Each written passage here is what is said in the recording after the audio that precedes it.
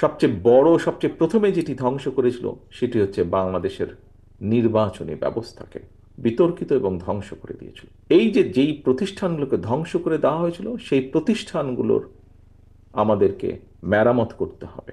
এই যে জাতীয়তাবাদী সমমনা দল, এখানে বেশ কয়েকজন, আমি জয়েন করার পরে, অনুষ্ঠানে উপস্থিত হওয়ার পরে বেশ কয়েকজন নেতার বক্তব্য শুনেছি এবং তার মধ্যে কয়েকজন একটি বিষয় উল্লেখ করেছেন। কি সেটি? সেটা হচ্ছে যে 31 দফা। এটির সাথে আমরা এখানে ঘরে উপস্থিত প্রত্যেকেই পরিচিত, খুব ভালোভাবে পরিচিত। কথাগুলো নতুন কিছু নয়, কথাগুলো এর আগেও আমরা বলেছি, আমি বলেছি, আপনারাও বিভিন্ন সময় বিভিন্ন জায়গায় বলেছেন।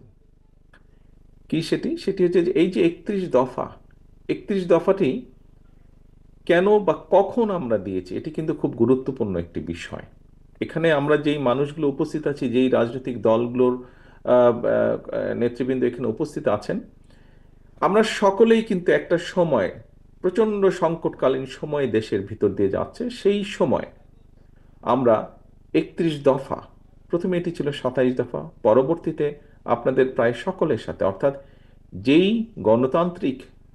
গণতন্ত্রের পক্ষের রাজনৈতিক দলগুলো, আমরা পলাতক যে স্বৈরাচার তার বিরুদ্ধে আমরা রাজপথে ছিলাম, একসাথে আন্দোলন সংগ্রামে ছিলাম, বাংলাদেশের মানুষের রাজনৈতিক অধিকার, বাক স্বাধীনতা অধিকার তথা অর্থনৈতিক অধিকার আদায়ের লক্ষ্যে আমরা সংগ্রামে ছিলাম, রাজপথে ছিলাম।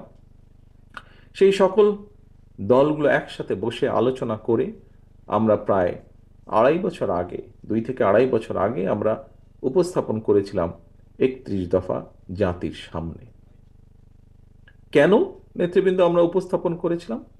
কারণ একটি, আমরা দেখেছিলাম যে পলাতক যে স্বৈরাচার তারা কিভাবে দেশের প্রত্যেকটি প্রতিষ্ঠান, যে কোনো প্রতিষ্ঠানের কথা আমরা উল্লেখ করি, সেটি শিক্ষা ব্যবস্থা হতে পারে, সেটি মানুষের স্বাস্থ্য ব্যবস্থা হতে পারে, সেটি মানুষের কর্মসংস্থানের ব্যবস্থা হতে পারে, সেটি বিচার ব্যবস্থা হতে পারে, সেটি সিভিল অ্যাডমিনিস্ট্রেশন হতে পারে, পুলিশ অ্যাডমিনিস্ট্রেশন হতে পারে, প্রত্যেকটি প্রতিষ্ঠান, বিদ্যুৎ সেক্টর হতে পারে, প্রত্যেকটি প্রতিষ্ঠান ধ্বংস করে দিয়েছিল তারা। সবচেয়ে বড়, সবচেয়ে প্রথমে যেটি ধ্বংস করেছিল সেটি হচ্ছে বাংলাদেশের নির্বাচনী ব্যবস্থাকে বিতর্কিত এবং ধ্বংস করে দিয়েছিল। প্রিয় সহকর্মীবৃন্দ, সম্মানিত উপস্থিতিবৃন্দ,